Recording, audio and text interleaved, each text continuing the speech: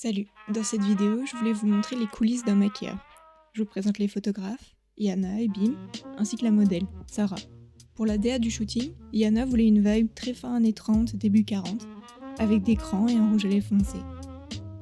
Sarah a les cheveux lisses, mais souples, parfait pour les boucles. Mais elle a les cheveux mi-longs, qui touchent presque ses épaules. Alors une coupe années 30 avec des crans et du gel, ça ne va pas être possible. Ce genre de détail doit être vu avec la photographe avant le shooting. Alors on a décidé sur une version plus moderne, inspirée des coiffures de danseuses de salon, notamment du tango, où seules les mèches de devant sont crantées et le reste est regroupé en chignon. Après avoir brossé ses cheveux, je trace une raie sur le côté, celui que la modèle préfère. Vous nous voyez discuter pendant que je sépare les mèches de devant, qui vont être des boucles. Être sociable, c'est vraiment un des soft skills dans mon maquillage. Écouter et mettre son modèle confortable, c'est vital pour les étapes photos d'après. De ma main gauche, je tiens les cheveux et de ma main droite, munie d'un peigne, je démêle et lisse la future queue de cheval. C'est avec un élastique accroché, qui sont les meilleurs pour attacher les cheveux sans faire de bosse. Je vous conseille aussi d'en avoir de différentes couleurs pour qu'ils se fondent dans les cheveux de votre modèle. Le mien est du coup marron clair. Une fois la queue de cheval sécurisée, je serre entre mes doigts les mèches que j'enroule, une fois sur eux-mêmes et une fois en escargot. Pour faire tenir, je commence par fixer le haut avec des pinces plates que je dispose en croix. Ne vous inquiétez pas si vous avez des mèches qui sortent, elles seront refixées par des attaches neige. J'en place autour du chignon en les rattachant à la base du crâne. J'en ai mis 6, mais c'est à vous de jauger, ça dépend de la texture de vos cheveux. Si vous avez les cheveux très lisses, je vous conseille de mettre un peu de spray texturant, ça va aider au maintien des pinces à neige. Je vous conseille vraiment d'y aller petit à petit, de jauger, de voir l'esthétique globale du chignon et de faire des ajustements. Vaut mieux mettre plus de pinces que pas assez. Vaut mieux que le chignon soit solide pour pas que ça bouge une fois en photoshoot. Pour pouvoir avoir plus de contrôle sur les petits cheveux qui s'envoleraient du chignon, j'ai humidifié mes doigts. L'eau va rendre les cheveux plus malléables et va vous aider à les coller ensemble. Ça permet aussi de bien lisser la coiffure. Avec un brumisateur, je viens mouiller les mèches de devant. Normalement, je préfère coiffer à sec. Mais comme les mèches vont être coiffées au gel, je préfère les humidifier d'abord. Après avoir peigné, je mets une première couche de gel à la racine et je commence à former une première vague. Pour ce genre de coiffure, je vous conseille de faire la première vague en forme de U, près du front, et de la garder bien en place avec vos doigts, et de placer la pince juste en dessous. Puis, de placer vos doigts en dessous de la pince et de peigner dans le sens inverse, c'est-à-dire près du visage. Tout ça pour qu'il y ait un mouvement de S. De la main gauche, vous placez et vous gardez les boucles, et de la main droite, vous donnez le mouvement qui descend près du visage. Là, vous avez vu, je l'ai recommencé plusieurs fois. Ce genre de coiffure, c'est vraiment pas facile au début, mais ne vous découragez pas, c'est ce genre de choses qui vient avec l'expérience. Avec un peu de gel, je place une fine couche de gel sur la vague, pour être sûr qu'elle tienne bien. Avec mes doigts, je fais ce mouvement pour lisser les quelques petits cheveux rebelles qui se seraient échappés. Avec un peigne, je parfais les détails pour être sûr que tous les cheveux soient dans le même sens. Et avec mes doigts, je vérifie que tout est bien plaqué ensemble. On a fait une rapide consultation de sa peau, on a parlé de sa routine skincare, si elle avait des allergies ou des traitements, et c'est pas le cas. La seule chose que j'ai vraiment remarqué, c'est qu'elle avait la peau un peu sèche. Après avoir passé un coton demi-cellaire, je lui applique une crème, celle-ci vient de chez Embryolisse. C'est une crème très riche, un petit peu grasse, c'est parfait si vous avez la peau un peu sèche.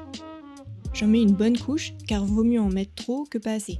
S'il y en a trop, je pourrais toujours éponger ou enlever le surplus. Mais si on n'a pas assez, ça va se voir tout de suite avec le fond de teint.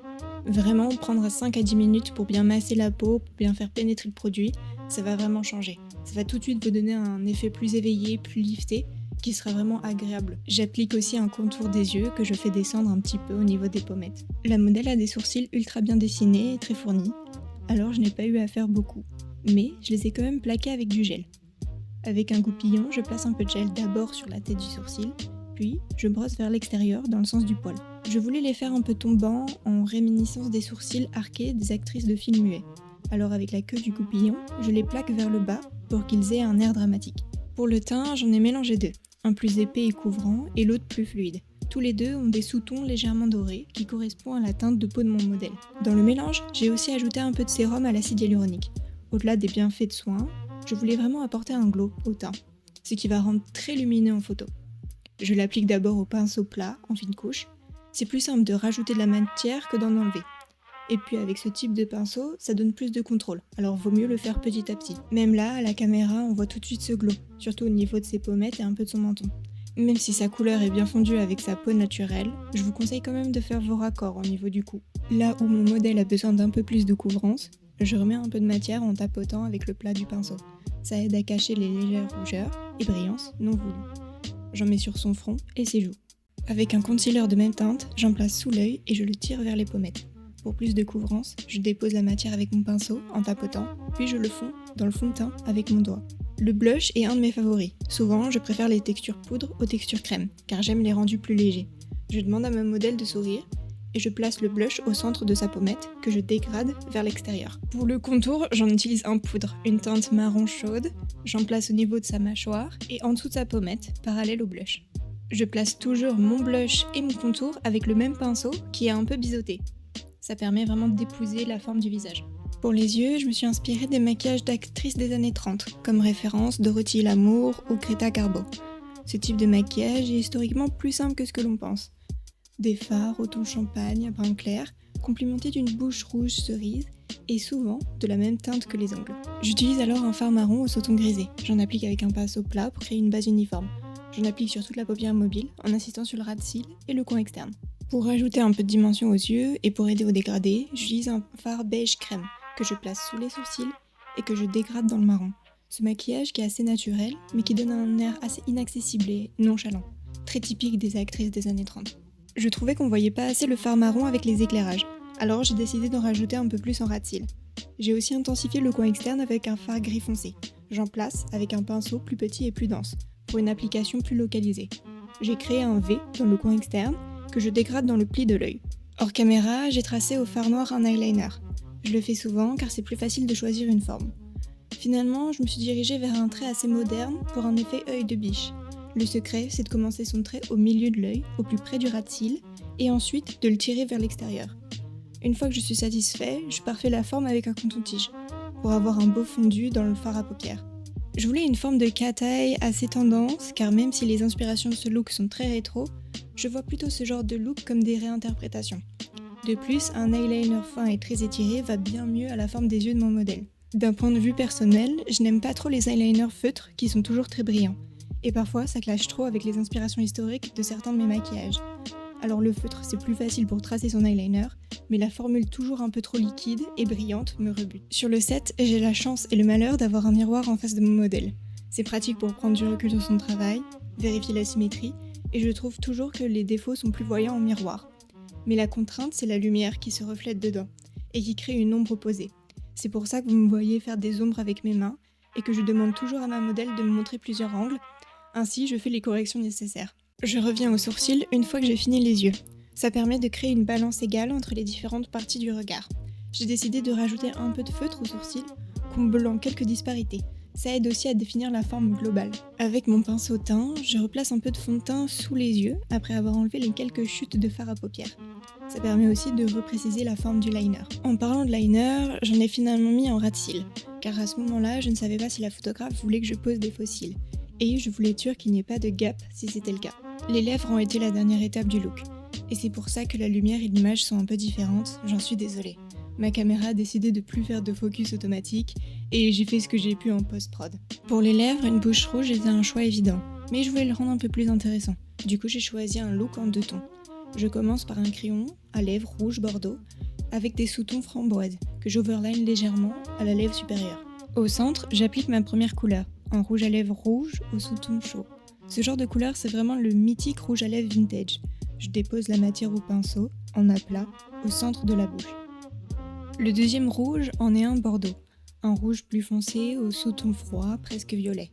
Je le pose d'abord dans les coins externes, le mélangeant assis au crayon à lèvres, et je tire le reste de matière sur mon pinceau vers l'intérieur. Et ainsi, je commence le dégradé. J'ajoute de la matière peu à peu, au niveau de l'arc de Cupidon et sur toute la partie supérieure de la lèvre. Avec mon rouge à lèvres bordeaux, je suis les lignes créées avec le crayon pour pouvoir avoir une ligne parfaite. Pour ça, je vous conseille d'utiliser la côte d'un pinceau plat, car les poils sont plus rapprochés. Quand on fait les bouches foncées, on voit tout de suite les petits défauts, alors prenez votre temps de bien parfaire la forme. Je continue ensuite le dégradé sans rajouter de matière. Je tire la couleur bordeaux vers le centre rouge. Je demande toujours à mes modèles de sourire car ça aide à voir les éventuelles imperfections et ça permet aussi de dégrader les couleurs de façon plus minutieuse. Normalement, je demande jamais à mes modèles de presser leurs lèvres ensemble, mais là, c'était nécessaire au fondu des 2 rouges. Finalement, je trouvais qu'il manquait un peu de rouge vif sur la bouche, alors j'en ai rajouté au centre en papotant. C'est intéressant de dégrader les deux rouges ensemble car ils sont presque à l'opposé l'un de l'autre sur le cercle chromatique. Un rouge orange et un presque violet. Ça rend le fondu plus difficile, mais je trouve que les deux opposés se complémentent bien ensemble, se mettant en valeur l'un et l'autre. Je parfais encore les petits détails de la bouche et je vous laisse avec les quelques clips que j'ai filmés pendant le shooting photo.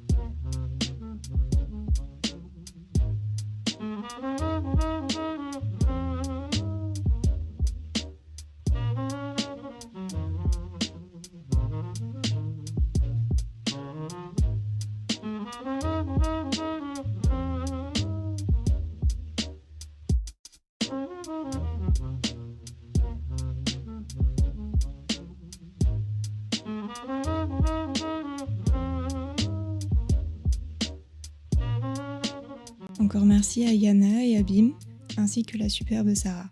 J'ai adoré le projet et j'espère qu'on pourra de nouveau travailler ensemble. Quant à nous, j'espère que la vidéo vous aura plu. Si c'est le cas, n'hésitez pas à laisser un commentaire ou à la partager. C'était Lo, on se reverra.